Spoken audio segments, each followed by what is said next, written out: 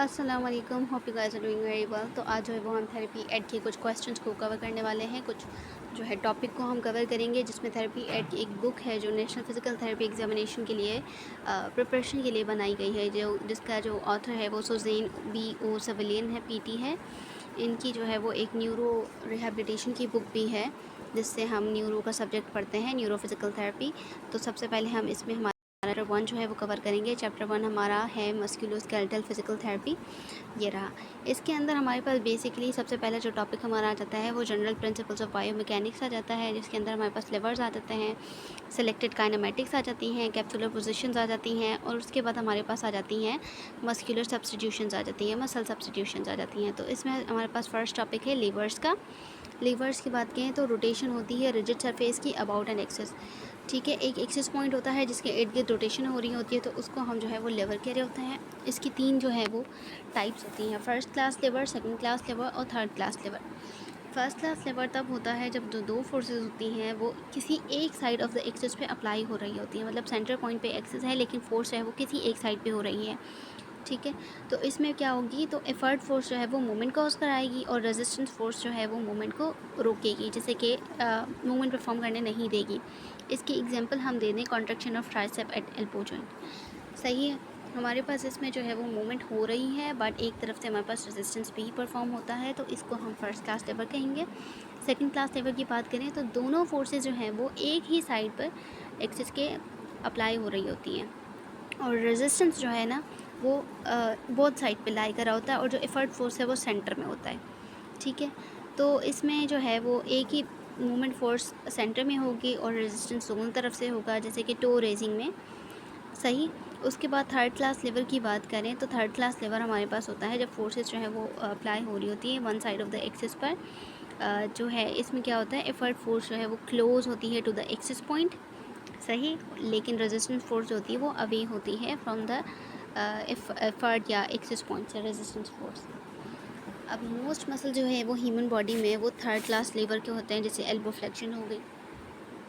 सही, इसके अंदर हमारे पास काइनेमेटिक्स की बात करें तो काइनेमेटिक्स बेसिकली मैटिक्स जो है ना वो मूवमेंट्स को रेफर करता है।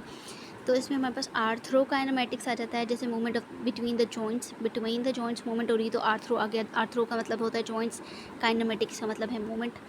तो 3 मोशंस जो है वो डिस्क्राइब करती है movement of the joint surface पर। तो जो रोल कंसिस्ट होता है of one joint surface rolling on in other, जैसे कि टायर रोलिंग होता है रोड के ऊपर, तो मतलब एक सरफेस दूसरी सरफेस के ऊपर रोल करके मूवमेंट परफॉर्म कर रही होती है, जैसे कि फीमोरल और टिबिया आर्टिकुलर सरफेस हो गई, या जो है वो आर्टिकुलर सरफेसेस हो गई नी की। फीमर की जो हमारे पास जो है हैं वो कॉन्डाइल्स हैं, वो रोलर सरफेस हैं, और वो जो है कॉन्वेक्स कैविटी के हैं, लेकिन टिबियल आर्टिकुलर सरफेसेस जो हैं वो हमारे पास कॉनकेव कैविटी की हैं। तो एक जो है वो रोल कंसिस्ट कर रहा होता है, वन सरफेस जो है वो रोल हो रही होती है दूसरी सरफेस पर। तो ये हमारे पास एक मूवमेंट परफॉर्म कर रहे होते हैं। तो ये हमारे पास आर्थ्रोकाइनेमेटिक्स हो गई। ठीक है, अब जो है इसके अंदर ग्लाइड आ जाता है। ग्लाइड दूसरा पॉइंट है, ये कंसिस्ट कर रही होती है प्योर ट्रांसलेटरी मोशंस पर। वन सरफेस ग्लाइड करेगी दूसरी सरफेस पर as when a braked wheel skids, जैसे मूवमेंट हो गई जॉइंट सरफेस की proximal phalanx at the head of metacarpal bone, ये हमारे पास ग्लाइड हो गई, ग्लाइड। ठीक है, उसके बाद स्पिन मूवमेंट की बात करें तो स्पिन कंसिस्ट होता है रोटेशन पर, मूवेबल होता है कंपोनेंट ऑफ द जॉइंट।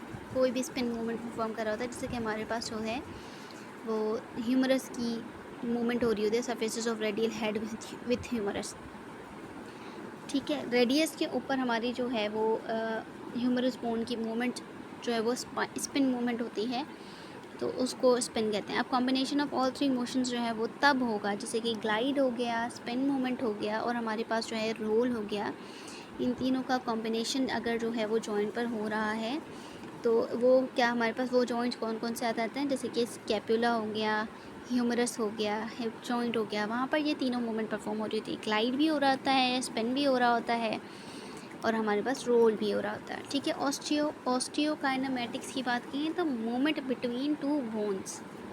ठीक है, अब मूवमेंट ऑस्टियो का मतलब होता है बोन, काइनेमेटिक्स में बता चुकी हूँ कि मूवमेंट्स होती हैं। अब कॉन्वेक्स कॉनकेव रूल एक रूल होता है जो कि रिलेशनशिप होता है between the motion of the joint and the motion between the bones. ठीक है, within the joint movement और between the joint bone movement, इन दोनों को जो है वो डिस्क्राइब करने के लिए इनका रिलेशन कॉनकेव कॉन्वेक्स या कॉन्वेक्स कॉनकेव रूल होता है।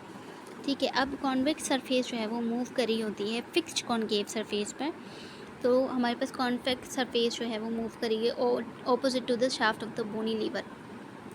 अब इसकी बेस्ट एग्जांपल हम आपको देते हैं कॉन्वेक्स कॉनकेव रूल की शोल्डर जॉइंट की। तो हमारा जो ग्लेनोइड कैविटी है वो कॉनकेव सरफेस है और जो ह्यूमरस हमारी है वो हमारी है कॉन्वेक्स सरफेस है उसका हेड। फिर वो जो मूवमेंट करता है तो वो ऑपोजिट मूवमेंट परफॉर्म कर रहा होता है डायरेक्शन के हिसाब से, शाफ्ट ऑफ द बॉन के लीवर के हिसाब से देखा जाए तो वो ऑपोजिट डायरेक्शन में मूव करता है। इसकी जो ग्लाइड्स होती हैं वो हमेशा अप्लाई आप एक तरफ से करते हो, असर आपको दूसरी तरफ से होता है। जैसे कि एंटीरियर पोस्टीरियर ग्लाइड्स हो गई, आप ग्लाइड्स एंटीरियर दे रहे हो लेकिन मूवमेंट जो है वो पोस्टीरियरली आती हैं। जैसे कि आप एपी ग्लाइड्स अगर पेशेंट को दोगे शोल्डर पर तो एंटीरियर टू पोस्टीरियर ग्लाइड होती है वो, उसमें क्या होगा पेशेंट की जो मूवमेंट है वो आएगी एक्सटेंशन मूवमेंट आएगी उसकी, सही है। अब उसकी जो है वो मूवमेंट एंटीरियर टू पोस्टीरियर जा रही है तो एक्सटेंशन हो गई, पोस्टीरियर टू एंटीरियर आ रही है तो वो फ्लेक्शन को मूव करेगा।